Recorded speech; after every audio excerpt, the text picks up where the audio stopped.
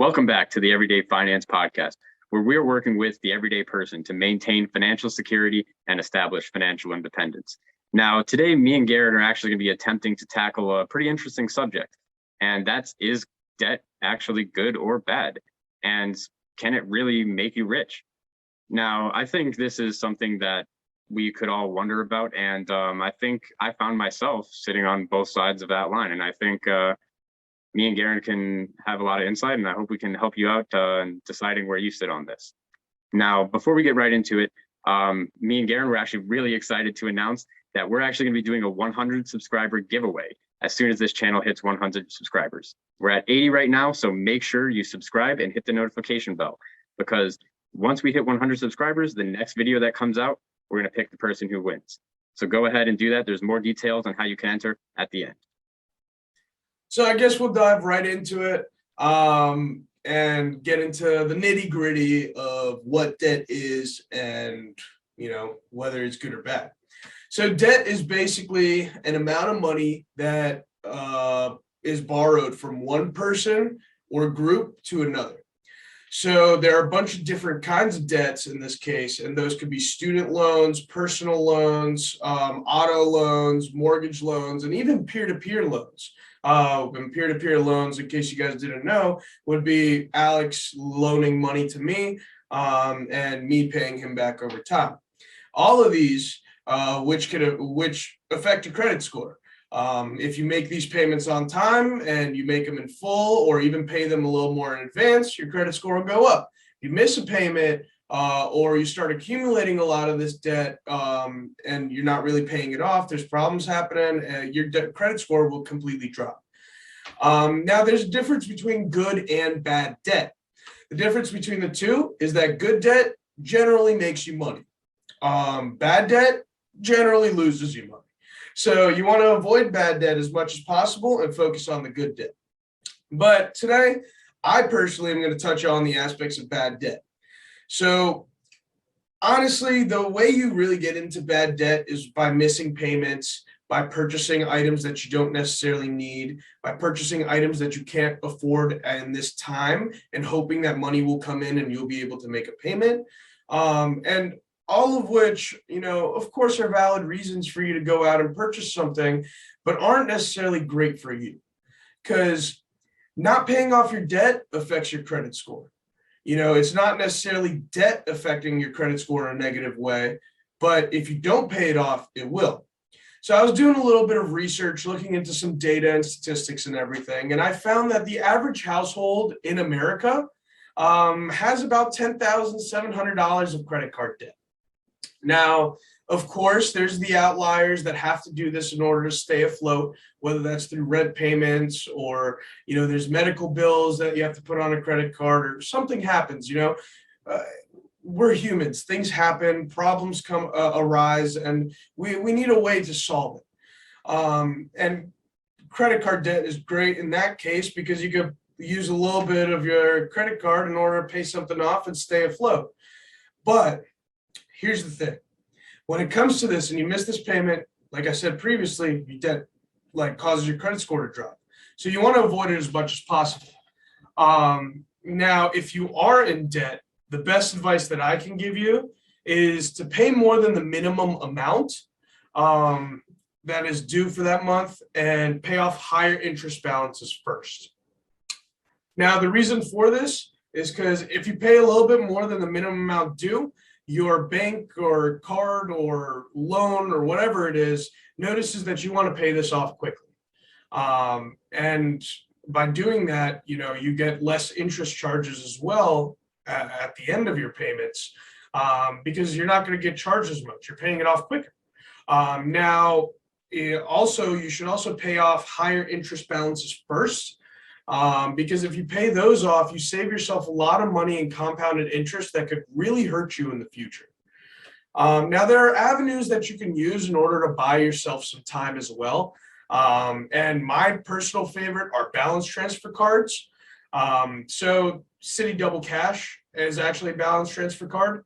And they offer typically between 12 to 18 months with 0% interest on a transfer of balance. So basically, a balance transfer card is where you have a balance on one credit card. Say you've accumulated about $1,400 of debt, right? And you have a payment coming up. Your credit card doesn't have any extended periods of time where you could pay it off for, and you're getting charged 20% interest on your purchases. And you don't want that. So what you do is you get a balance transfer card. That bank, it basically pays off your balance and takes that for themselves, gives you 12 to 18 months to pay it off on 0% interest. Now, this buys you essentially a year to a year and a half of time. But here's the catch. There is a one-time balance transfer fee, which is typically between 1% to 3% or $30 to $50, whichever one is more. So this basically will help you buy yourself, a little bit of time in order to pay off this debt, but also it gives you a sense of relief that your credit score isn't going to drop. It actually helps your credit score to do this balance transfer, because if you were to pay it off over time on the previous card, you'd lose money. You're going to drop in credit score, and odds are you're not going to be able to pay it off because the interest keeps adding up every month. So balance transfer cards are a huge lifesaver. But I'm going to tell you straightforward, please do not borrow more money than you can afford and or need. With that being said, there are some things that can be good investments or can be good debt, like schooling or purchasing a home. We urge you to still do your due diligence in these cases. But Alex, if you'd like to touch a little bit more on the good debt aspect of it, that'd be great. Definitely. I'd be honored to. It's really important to speak about good debt. And like Garen mentioned, just because it's called good debt doesn't mean it's all good. You can still get yourself into trouble with it. So you need to make sure you're paying attention to your terms of your loans that you may have. And you need to really understand what good debt is. Now, Garen mentioned schooling and maybe even kinds of mortgages, but realistically, both of these things can actually be bad debt as well, depending on how it's laid out. And like Garen mentioned, good debt really just means it makes you money. Now, that could be even many of the things that Garen mentioned as bad debt, such as car loans, auto loans, and credit cards. These are two of the most important ones that everyone knows as bad debt items. These are ones with higher interest rates. These are ones that seem more superfluous. And, when people use these personally, racking up personal auto loans and personal credit cards, these can actually be really terrible kinds of debt, which can lead you into a downward spiral, gathering continuous debt. But it's really interesting when you flip it the other way. If you use these for businesses, these can actually be really important for actually good debt vehicles, where this company can leverage their money by taking this loan from a bank. That way they don't need to fork over all their cash at once. Especially this might be interesting with credit cards. Some businesses, the way that they cash flow, they need to spend money and they make profits on the product that they just purchased. So even just in a month time period, using someone else's money rather than theirs, they can put their money and the credit card's money in and, return a much higher profit all in the same period that actually charged them no interest. Now, that's the most pure form of good debt, but most forms of good debt actually will charge you some money, like a mortgage on an investment property. And me being in the real estate world, I can tell you for a fact, you can get rich off debt if you use it like this. But I will say you do need to caution yourself that you don't want to over leverage yourself. Good debt isn't all good, and you need to manage debt properly. And like I said, mortgages and real estate can be one of the best and easiest forms of good debt for your average American to actually get, because it's got some of the lowest interest rates that you can readily achieve with some of the highest loan amounts that you can actually get. So you can deploy a very sizable chunk of someone else's money into an investment of yours, which I think is fantastic. Especially if you're someone young, you could think of, someone handing you over like $350,000. They're not going to do that for you to invest in the stock market, but they may just do that for you to invest in a property. And this is really hopefully something that'll make you understand the difference between good and bad debt and how you can make money off of debt. Because just think about that. No one's going to hand you at 18 $350,000 to start up your company. whatever company you want to start up. You're not getting a business loan for that. And a business loan might be another form of good debt that you're using to, expand your business and, raise your income, which should make you a better creditor, but you're not going to get that. But you might be able to get it, especially if everything lines up with your loan originators, that you might be able to get that property. And it's probably the best way to get yourself into a very large investment that's extremely safe and good over time. And that's something, you go ahead and you get that mortgage, and rent prices in every market that I know are always laid out so that you can buy a property on a standard mortgage, and what the market's going to be charging for rent is going to be higher than your mortgage payment. You're going to be taking home money every single month. And, right there, that's good debt, cash in your pocket.